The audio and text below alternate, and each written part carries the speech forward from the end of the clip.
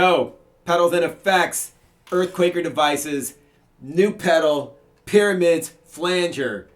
Juan loves flangers, so I'm stoked. Without having to say anything else, I used flanger a ton on records. I was way into flanges. First time I ever heard one that I can remember was at a Pat Travers concert in early 80s. Pat Travers band, both the guitar player Pat Travers and Pat Thrall would use 88 flanges, and they do these barber, as they call barbershop sounds, where the flange comes up or goes down.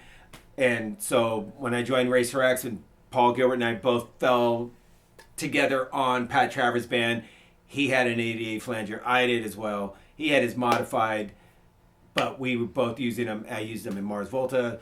That's enough flanger from Juan. But yes, I am stoked that EarthQuaker has now made a flanger. Do you want to know what I think about flangers? Or yeah, I was like, what the is Nick thinking about this? All right, my flanger story is the purple Boss, right? Which one is that? Do you have one of those over there? Actually, I don't. I don't have the Boss. Whatever. So that's probably because it's janky and not good. That's I was on tour in Arizona probably 11 years ago. And dude gave me a broken Boss flanger, the purple one. And it was broken in the sense that when you clicked it on, it did this wild and there was something was wrong with it. It was so noisy and fucked up, but it was a sound I'd never heard before. I think the only chance I got to get it on a record was the Bygones record with Zach Hill. It's on that record, and somehow between making that album in 2009 was the first time we went to Japan. I landed, set my pedal board up, whatever, first show, and the flanger stopped making that cool sound. Oh. So something in the guts that was fucked up, corrected itself. And I posted online. I was trying to find out, trying to explain what was happening. It's doing this weird, self-oscillating thing. No one knew what it was. No one could figure out, what was wrong with it and to make that happen again with it. And so I lost that sound. I wrote a song about it. There's an entire song on a Taramellis record about a flanger pedal that I lost, essentially. And I guess what I'm saying is I haven't fucked with flangers ever since then, because I was like, that was my flanger sound. And this I do fuck with. But this is the first time an EarthQuaker pedal has presets. There's 5 available presets. That's crazy.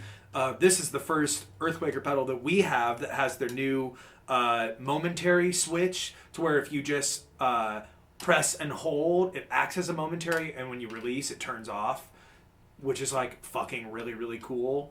So that's awesome. All these knobs do cool shit. There's expression on it.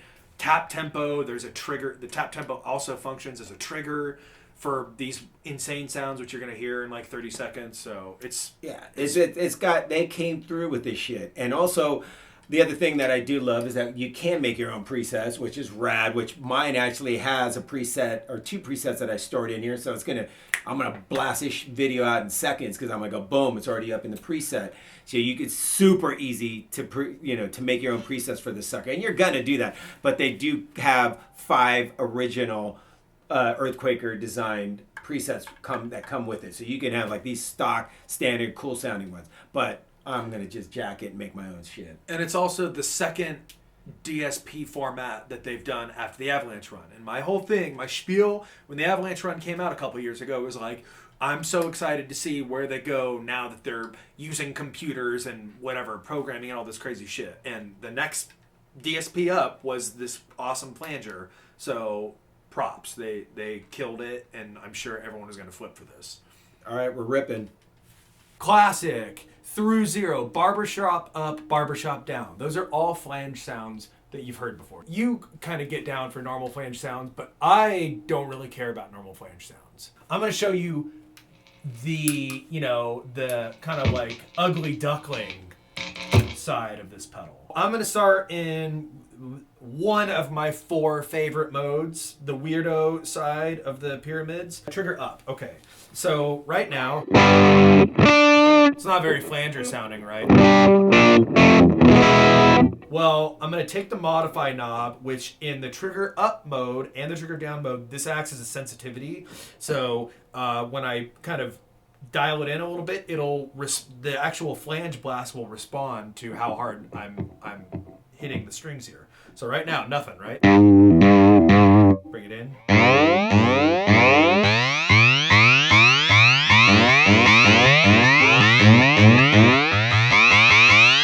Or you use this guy to do it, right? The trigger button.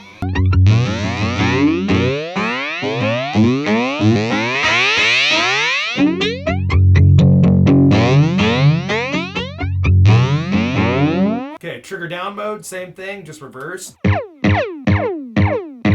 Right? Okay, you kind of talked about the step mode a little bit. And I think step mode is really cool. Then we go back to the rate, right, for the tap tempo. And since I'm in fast, as far as the beat divisions go, I'm going to tap at quarter notes, and it should be going nice and fast.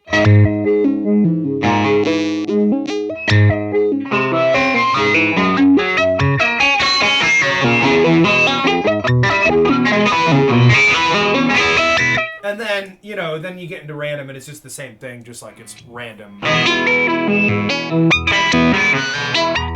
So that's kind of the function of the pedal. It's really simple. You can use an expression to control the manual knob.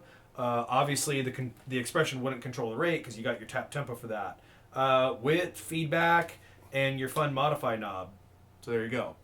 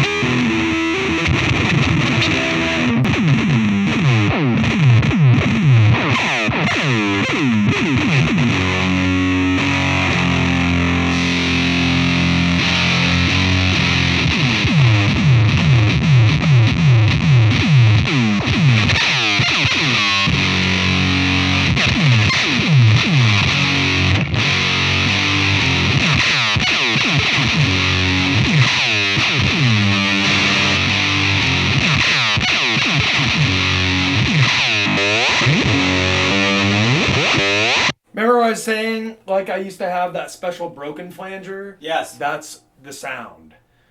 So, essentially, the broken flanger that I had, the Boss, when you turn it on, it was the trigger sound. So it triggered the flange blast. And now this, you actually have the option of the flange blast. So that's my favorite thing about the Pyramids. I think it's so fun. I can imagine many, many instances where having a fucked up, insane flange will be really, really fun, and I'm just stoked that someone finally, made a really weird one. Hey, it's Juan. Here with the bass. Nick's up on the camera. This is a setting that I did that where I kind of like jacked up. I went, what it sounds like when I dime everything. I didn't dime the rate as much, but these guys I do dime, and then I just do it in a preset. But here's what it sounds like with my trusty fretless. All right.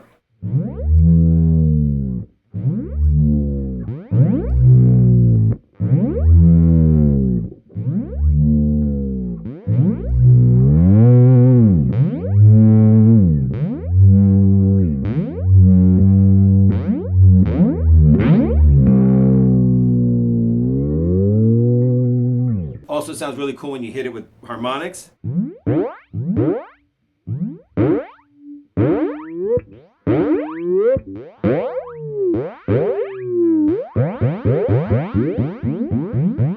gives you that little top end game sound, but then also like a nice big swell on the low end. I'm into that. Can you do it? Can you just play a note real quick without sliding into it? You got it, Nick. See, the filter swell, it doesn't do that filter sweep on guitar. It only responds that way on bass. But it's when you were sliding into it, it sounded like you were sliding into the swell, but that's not a fretless thing. It's actually, you know what I mean? So if you have a fretted instrument, you could get those swells without a fretless.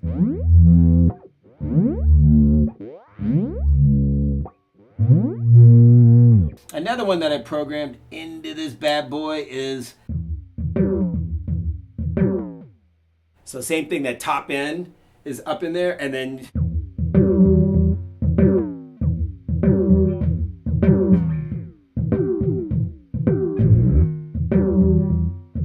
that kind of gives you like a, almost like a snare, and then the bass drum.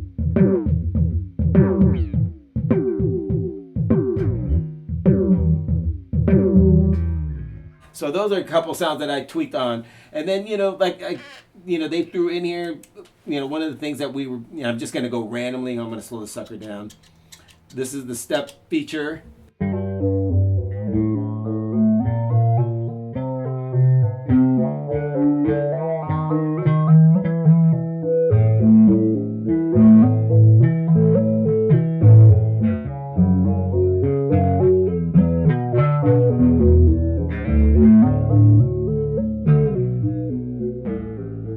And then the random one is what we were talking earlier. Nick and I were talking about it earlier and trying to just like break down what this actually is, this flanger. It has a random as well, and it's very similar to the spatial delivery's sample hold function. So you'll hear that.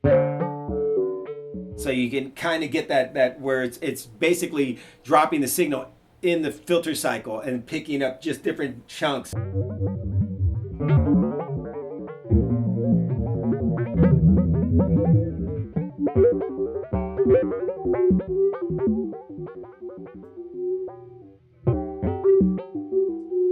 Okay, now this is more like a traditional, flanger, how I use the ADA, say, so. So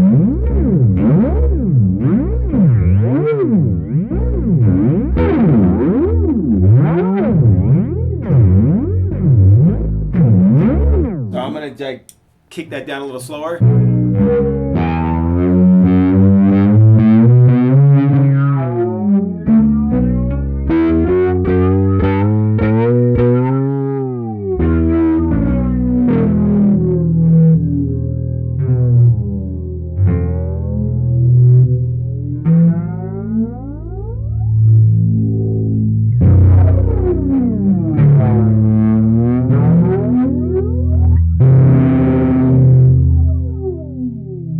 So I find that the modify knob is really doing a ton of shit that I didn't expect.